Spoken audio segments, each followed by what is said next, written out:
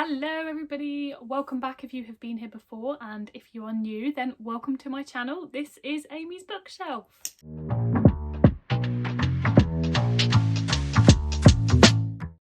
So today I'm doing my June reading wrap up. I have most of the books here, although a couple of them I don't have the physical versions of. So yeah, June I didn't read as much as I did May, although May was a bit of a crazy month, so I don't think I'm ever going to do that again, to be perfectly honest. I think I read 8 books, which I think is reasonably going, and I'm really hard on myself because on my Instagram story I was like, yeah, it wasn't a good reading month, and then I thought, hang on, I read 8 books, that's actually very good. That's 2 a week. Anyway, but yeah, it was a good reading month in that I definitely rated more of these books higher stars than I did in May. In May, if you haven't watched my wrap up, firstly go watch it, but secondly I had this like run of really bad books, like 1 star, 2 star, 3 stars, and yeah, it was a bit disappointing. So I feel like this was a much stronger month in terms of 4 and 5 star reads, which is really exciting. So yeah, I'll just get straight into it. So first up we have The Old Woman with the Knife by Guy Byung-mo. Really sorry if I'm pronouncing that incorrectly. And it's translated by Chi Young Kim, and it's translated from Korean.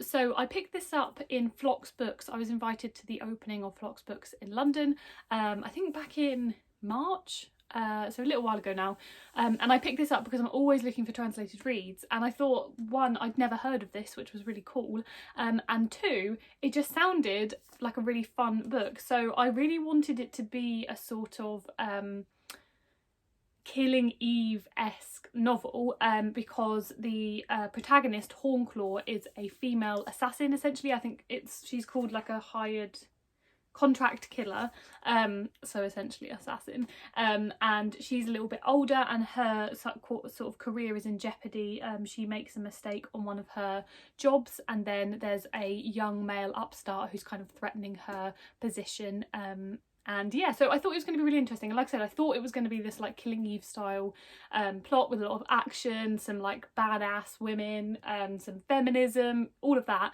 And the book definitely gave me that, but having now read it, it's definitely not the focus point of the book. What I really liked about this book was it was so unexpected, because actually what's focused on a lot more is Hornclaw, the protagonist, her age, and the way that actually ageism and loneliness plays a big part in her life.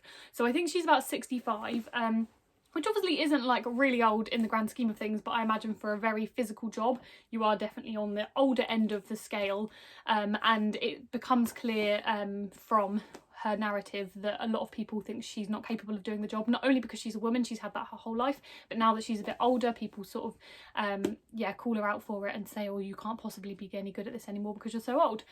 So yeah, the ageism part of it was really interesting, as well as the loneliness.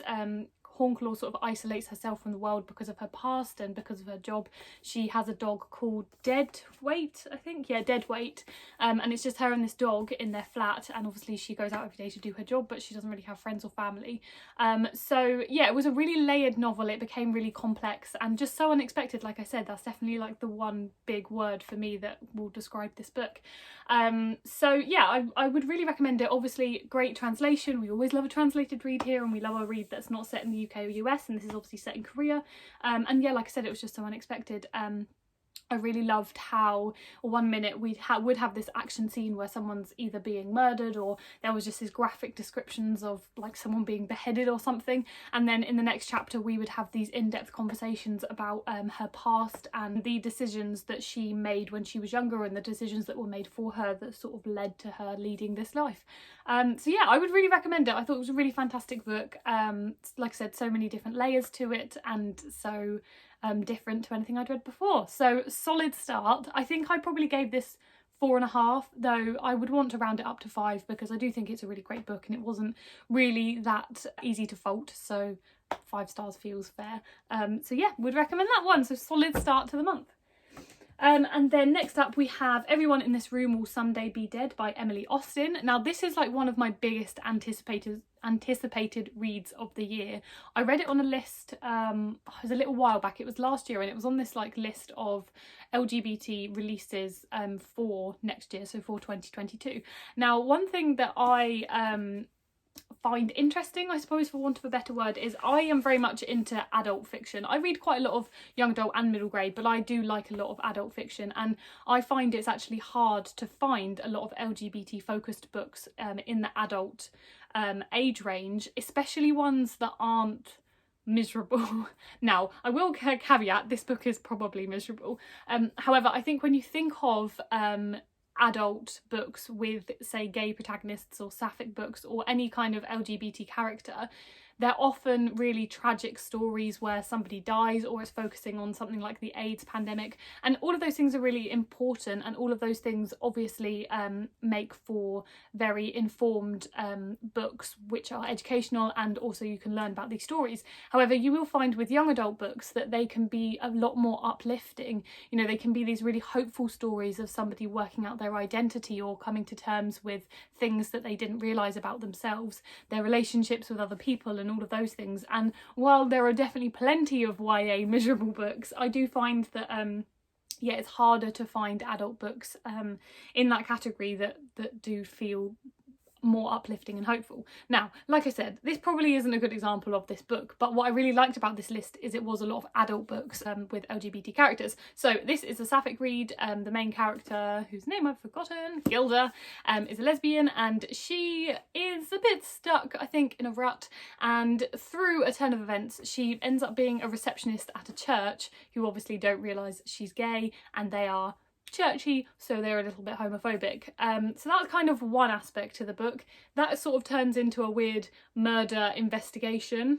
That's one aspect of the book. The other aspect of the book is about Gilda, is about her relationship with herself, I think. She, I will say, I would advise reading the trigger warnings for this book because it definitely gets quite graphic in places. There's a lot of suicide idealisation.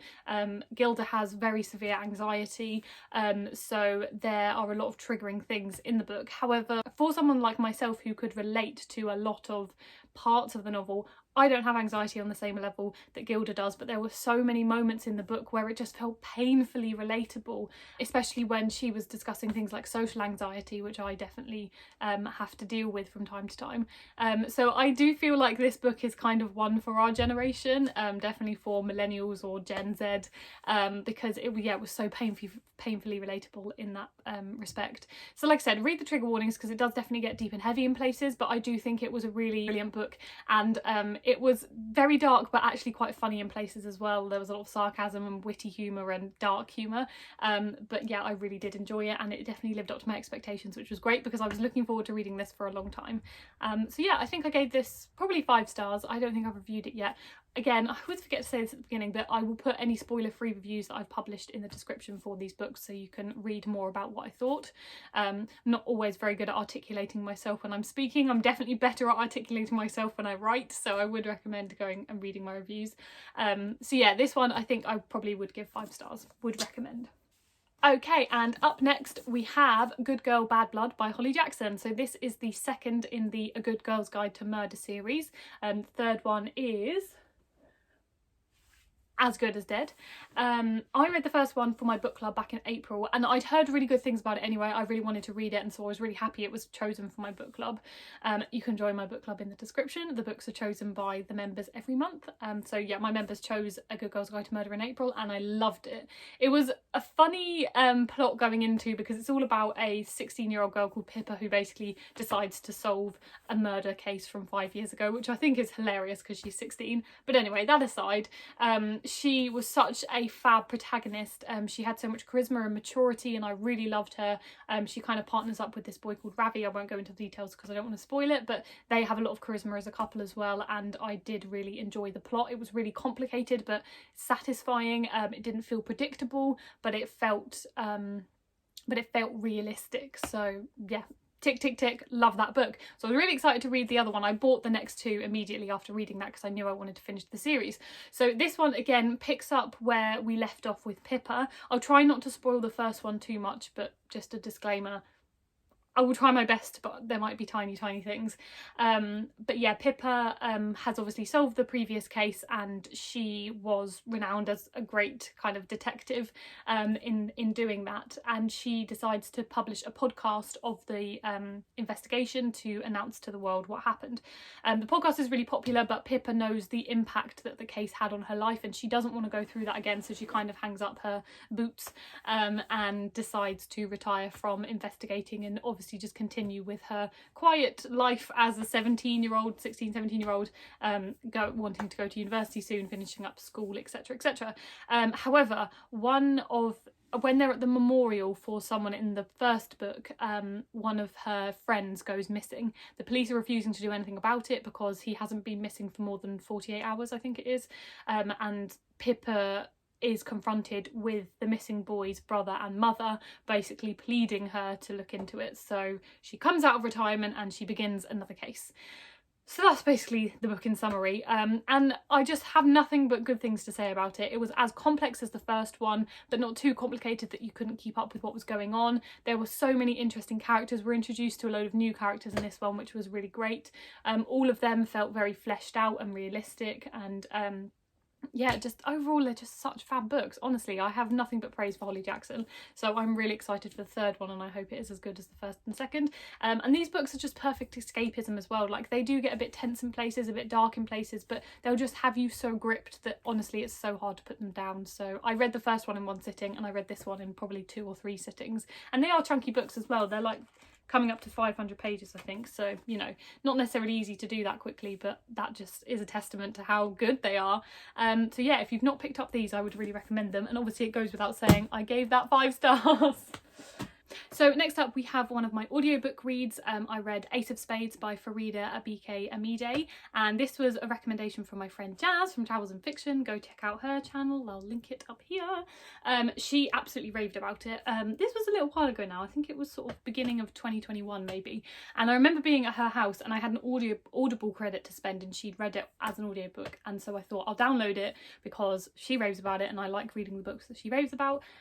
So yeah, I downloaded that back in October, but then hadn't had a chance to listen to it. It was quite a long read, I think I remember. I don't listen to books on 1 speed, I listen to them on like maybe 1.3, but it was still, I think it was still over 10 hours, so it was a pretty long one, so I think that's why I'd been putting it off. But I've taken up running recently, and weirdly I thought I wouldn't enjoy audiobooks while running because I kind of like the beat of music, but I tried it, and actually if you can get a good book that you're really into, it does help you forget that you're running, which is perfect. So I started this one while I was running, and it was a really great book to run to because I could really get into it and really try and forget how tired I was and how out of breath I was. So yeah, and the premise of the book is it's set at a school called, begins with N, nah, I'm gonna have to look this up on it. If I had the physical book I would just look, I'll have to look it up, bear with me. Just looking it up on Goodreads. It is Niveus. I knew there was an N and a V. Niveus. So it's set in a private school called Niveus, and we have 2 main characters. Again, I'm just going to keep the Goodreads open because I do not remember anything. So we have 2 main characters. So the first one is called Devon and the second one is called Chiamaka. They're sort of our 2 main characters, and the narrative switches between the 2 of them. It was really great for the audiobook because there were 2 separate narrators, which I find really helpful, because sometimes when it's the same narrator reading more than one character, you do get a little bit lost with who's who, so that was really great. Yeah, both of these go to Niveus Private Academy. They're the only 2 black students in the school, and we sort of start off by just learning a bit more about them. It's their final year of school, and they are trying to like do their best to get, it kind of like uses a lot of American school terminology which I'm not that familiar with, but trying to do their best to like get all of the extra points in order to get into good colleges. They are both appointed, I can't remember what it's called, like in England we'd call it like head boy, head girl. It's not called that. And also this book isn't set in America, I'll go on to that in a minute, but it uses like American terminology, or what I consider American terminology. Oh, I can't remember. Whatever the equivalent of that is. Anyway, it's not even that relevant. I'm going off on such a tangent. So they're elected at the beginning of that, and so we kind of just follow them as they are navigating the last year of school and trying, like I said, to get into good colleges. Now, I'm going to struggle to talk about this plot in too much detail because I really don't want to spoil it, and to be honest, going into it, I found I knew too much, and it didn't really affect the impact the book had for me because it was a brilliant book. But I will say, I think going into it as unaware as possible will make the book the most powerful. So I'll try to say as little as possible, but what I will say is that both Devon and Chiamaka basically slowly begin to realise that sinister things are happening at their school, and it is potentially to do with the fact that they are both the only 2 black students at the school. Honestly, that's all I want to say because I really don't want to spoil it. And it's one of those books where I do, like I said, I do feel like going in as unaware as possible will really make it the most impactful. So just take my word for it, please. It's also very similar to a film. Again, I'm not going to name that film because it will kind of spoil it. It's not really spoilers, but it will change how you read it. So I don't want to mention that film either. But if you have read the book, then feel free to come chat with me in my DMs because we can discuss the similarities between the film and the book. They're both brilliant, and yeah, I would love to talk to anybody about that. So let me know. So yeah, what I just loved about the book was firstly how gripping it was, because I was constantly just waiting for the next thing to happen, which I thought really just kept me so invested. And then obviously the other part of the book is just the powerful message that it sends. There's obviously a lot to do with race, with class, with gender, and I do think the book felt sort of mature past the teenage protagonist that it had, because they had to deal with so much in this book, and tackled issues head on, but obviously in a way that teenagers would, which isn't necessarily the most sensible, I'll say, but it is just how they would do it as authentically as the teenagers that they are. Like I said, there's a thriller element to it, there's a mystery element to it, but there's also an element of discussing white supremacy, blackness, race and class, and brilliant. It was brilliant. What I alluded to earlier about the location, so what's really great about it as well is the author chooses not to specifically set it in any specific country, which is great, because having read the author's note at the end, she talks about how the book is an allegory. Now, I'm a bit hazy on what allegory really means, but from what I kind of gather from the definition, it's basically like an example of a deeper societal issue. Please correct me if I'm wrong on that. I kind of really do struggle with it. I do have an English literature degree, but anyway, it doesn't matter. Yeah, so what was really brilliant is this story can be applied to so many different places in the world, so many places in time as well, and it kind of just shows the ongoing and universal nature of a lot of these issues, including obviously racism. So yeah, in conclusion, I'd really recommend you pick up a book. Like I said, I really loved the audiobook, so I would really recommend it in that format, but I imagine that it's also very good in physical form or in ebook form or however you choose to read your books.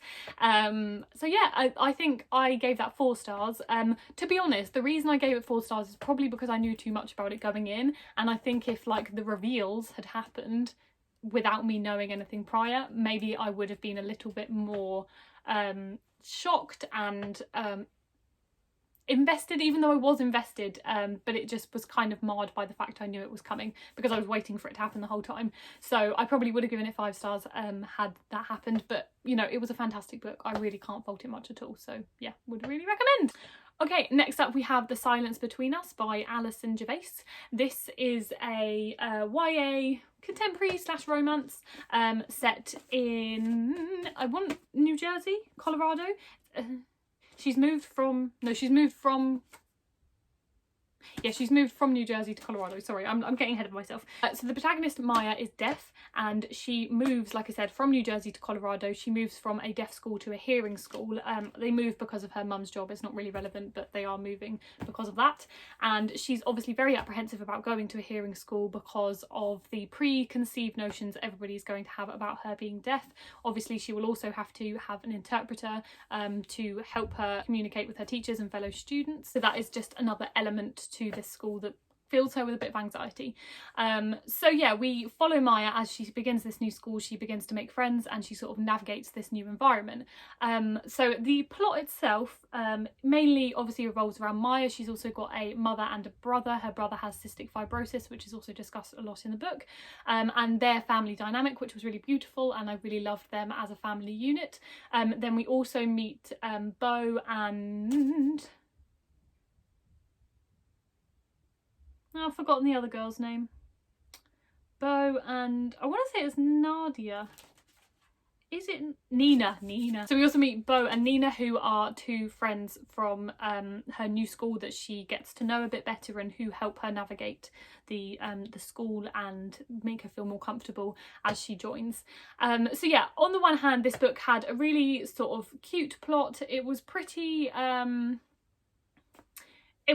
kind of like safe. It didn't have too much in terms of twists and turns or anything, but I actually don't think it needed to. I think I would have liked the book to be a bit longer in order to explore some things in more detail, and I do think it's one of those books that perhaps falls folly to being a bit too nice.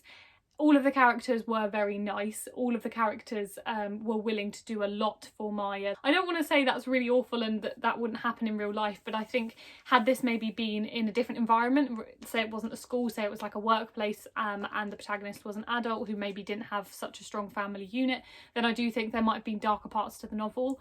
But it didn't need it. This book didn't need that. Then on the other hand, what I really loved about this book was what it taught me about deafness. So I don't really know much about deafness. I'm probably the same as a lot of people, embarrassingly so, where I can do like the alphabet and days of the week in British Sign Language, but I can't do much more than that. And it really opened my eyes to not only Maya as a deaf person and her sort of perspective of the world, but also things like cochlear implants, which I didn't know much about at all. And I really loved that perspective and just that education about them. So what was really brilliant about Maya, she was this really like spunky and confident girl, and what I really loved is how confident she was in herself and her identity and her deafness, and she was again and again throughout the book just trying to prove to people that her deafness wasn't anything that was holding her back. It was just something about herself. She was proud to be deaf and she didn't need people to fix her. So the thing about cochlear implants came up quite a lot, and if you don't know much about cochlear implants, again, I'm not an expert, but they involve a surgery that's irreversible, and a lot of hearing people wonder why deaf people don't get them, because to a lot of hearing people you're like, why wouldn't you do that? Then you'll be able to hear and life will be a lot easier for you. But as Maya rightly explains, she's not someone that needs fixing. She's proud to be deaf and she likes being deaf, and cochlear implants aren't like a fix-all cure. And yeah, the book was really brilliant for that. So yeah, obviously, as well as descriptions of sign language and just a general point of view of being deaf in a hearing world. So yeah, it was a really brilliant book. Like I said, I think it could have reached some depths that perhaps it didn't, but maybe it didn't need that because it was quite a nice book. I kind of enjoyed the fact that it was quite an easygoing read. Yeah, and it was very enjoyable. I imagine it would make quite a good film as well. And the author is hard of hearing, so she was obviously able to give an insight into the deaf community and the hard of hearing community. So yeah, I think I gave this book 4 stars just because it didn't quite reach that level, like I said, that I would have liked it to, but overall was a really fantastic book and I would recommend. I've said that I think about all of them so far, but they are really great books, so there's no reason you shouldn't read them. This is probably the only one that I didn't enjoy this month. So this is If I Had Your Face by Frances Cha. This is set in Seoul and it follows 4 different women. So we have Kuri, Miho, Ara and Wonna, and each of them have different things going on in their lives, and each of them have different struggles, different obstacles that they're kind of trying to overcome. So what I liked about this book is that it had a lot to say. It mainly focused, to be honest, on sort of beauty standards in Korea, on how we are obsessed with image, with making our image better, with how other people perceive us, with being the perfect version of ourselves. And I really did like that commentary. Where I think it trips up, and this is just personal preference, is that there just wasn't enough distinction between each of our protagonists. And for me, I found it difficult to like work out who's who, keep up with who's who. So on the back cover, as you can see, there's like 4 descriptions of the 4 protagonists. And I found myself, when I'd start a new chapter, which had, to be fair, had the heading of the person, so like that. But I then was finding myself looking at the blurb and reminding myself which one that was, because to me anyway, they just didn't feel distinct enough. And whether it was because maybe there were 4 of them, that is quite a lot. You know, if you have 2, I think it's easier to keep them separate and distinct and easier to keep track of them, but 4 is quite a lot, especially when their storylines start intermingling. That's when it gets very confusing. So yeah, overall I didn't hate the book. Like I said, I really enjoyed the commentary and what it was trying to do, but for me, I think I just missed the point. Yeah, it didn't quite hit the mark for me. So I gave it 3 stars, but I do think it's a really interesting book, and it's not too long either, so I would recommend picking it up, especially if you want to read more books set in different countries. Obviously, like I said, this is set in Seoul in South Korea, so it was interesting from that perspective as well. Okay, penultimate book was The Island of Missing Trees by Elif Shafak. This was my June pick for my book club. So previously I have read 10 minutes and 38 seconds in This Strange World by Elif Shafak. She is a Turkish-British author, I believe, and 10 minutes is set in Turkey. This is set in Cyprus. I loved 10 minutes. It was such a brilliant book. Honestly, adored it. There was so many parts of it I could rave about, and I was really excited to read another one. Having now read this, I think I still prefer 10 minutes, but I did really enjoy this one as well. And I think, like all of the books I read for my book club, I find that I like a book or I don't like a book, and then when I have the book club chat and everyone talks about it and I hear everyone's opinion, I have such stronger feelings about it because I either agree or disagree and just think about it in much more depth, which I really love about being in a book club. So yeah, we like I said, we read this month, and like I said, this is set in Cyprus, although it is also set in London. So it moves around location, and it also moves around in time. And we have sort of, I would say 4 protagonists. So the first 2 are Daphne and Kostas, who are this couple. One of them is Cypriot, the other one is Turkish, and they meet in Cyprus in the 1970s, I want to say. So about 50 years ago, and they fall in love, but their love is forbidden because one of them is Cypriot and the other one's Turkish, and this is right on the cusp of the war that breaks out there. So their story is obviously very tumultuous, comes with a lot of pain, and eventually they end up being separated when Kostas is forced to move to London. However, he then finds his way back to Cyprus. They are reunited. They then both move to London and they start a family, and their daughter Ada is another one of the protagonists in this book. And we join Ada and see her perspective in, I think it's the late 2000s. The chapters are introduced as, not really a specific date but a vague date, and she's about 16. This isn't a spoiler, but we find out like page 1 or 2 that Daphne is dead. So Ada lives with her father Kostas in London, and then the other protagonist, which is where this book takes a little bit of a weird turn, is a tree. So Kostas and Daphne meet in this bar or pub, or I don't know what the right word for it is. Tavern, I think it's tavern, yep, when they meet in Cyprus, and in the middle of this tavern is a fig tree. And when the war breaks out in Cyprus, Kostas wants to save the tree, so he takes a branch from it, takes it to London and replants it in his garden in London.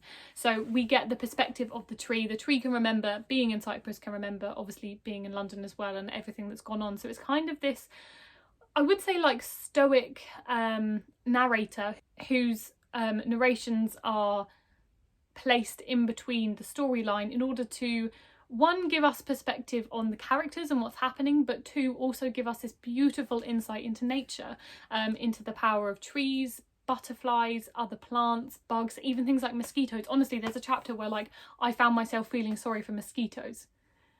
That's how beautiful and compelling this book was, and I really loved it for that. So yeah, it was definitely a bit of a different one. When I heard there was a talking tree, I was a bit like, I'm not really sure I'm on board with this. It's a little bit too out there. However, you don't feel like that when you're reading it. It actually feels perfectly suited to the book, and the power of nature is so evident throughout. Kostas is I don't know what his job is exactly, but he's looking into climate change. He adores nature, and he is obsessed with all things trees, plants, and just looking after the planet, and I really loved that. And yeah, like I said, it was just a beautiful insight into the power of nature. So yeah, there's a lot that goes on to this book. It has a lot of different avenues to explore. There's a lot about obviously Daphne's death is sort of hanging over the whole story, so there's there's a lot about grief, but there's also a lot about, like I said, nature, about what happened in the history of Cyprus, the relationship between the family, a lot to do with traditions, and honestly, that, yeah, like I said, there's lots of avenues, and that's why it was such a compelling read. So yeah, I'm really glad that I enjoyed another book by Elif Shafak, because like I said, I enjoyed 10 Minutes so much. I keep pointing there, it's because the book is down there. So yeah, I was pleasantly surprised, and I gave this 4 stars, I think, in the end. Not really any reason I didn't give it 5, it just, sometimes it's just not a 5-star book, is it? So yeah, I think that's what this one was. Cool. Okay, and my last book I read again as an audiobook is She of the Mountains by Vivek Shraya. Now, if you haven't heard me raving is the optimum word there, about Vivek Shraya's book I'm Afraid of Men, then you need to go read this. So this is her memoir. I'm not sure when it was written, like maybe 2018. Oh yeah, 2018, bingo. It's so short. The audiobook is like an hour long. I first read it as an audiobook and then I bought it as a physical copy because I loved it so much. But yeah, I will link a video up here where I discuss it in more detail, but I would really recommend this because it's brilliant.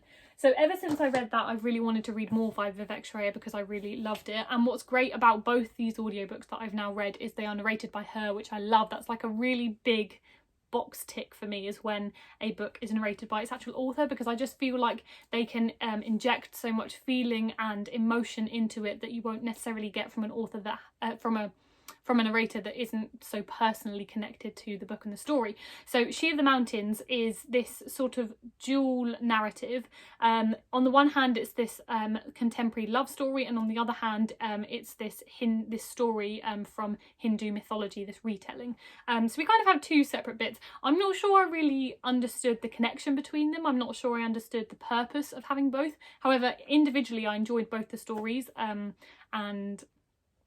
yeah, they definitely had merits on their own. Like I said, I'm not sure I understood their meaning as a couple, but that's fine, I didn't need to. The retelling, yeah, explores a lot about family, and it really made me want to look more into Hindu mythology. I love mythology generally, so yeah, I was really excited for that. And then the contemporary story, yeah, like I said, it's a love story, but it's filled with a lot of, I don't want to say pain, but yeah, it gets a bit dark in places, and I think it sort of harps back to Vivek Shraya's memoir, like I was saying, about the experience of being other in a world that doesn't necessarily embrace that. So yeah, overall I really love the story. Again, it's just made me want to read more by Vivek Shraya, so I'm excited for that. I think I downloaded her book The Subtweet, which is on Scribd at the moment, so I will hopefully be able to read that soon. So yeah, that is everything. So yeah, like I said, pretty good month, because there was only 1 book there I didn't enjoy. The rest were 4 and 5 stars read, which is brilliant. I love it when that happens. But I am hoping to read a little bit more in June to catch up with my monthly TBR. Again, don't take this as like I need to read loads of books a month. I feel like as a bookstagrammer, booktoker, booktuber, I have a responsibility to make sure I keep reminding people, like, reading 1 book every 2-3 months, absolutely fine. Reading 30 books a month, also fine. Like, it's not a competition. We're not trying to win. We're just trying to read good books. We're going to keep reading books and keep loving reading, but it doesn't matter what speed you do it at. So when I'm like, oh yeah, I didn't have a good reading month because I only read 8 books, please just pay no attention to me. It's nonsense. It's nonsense.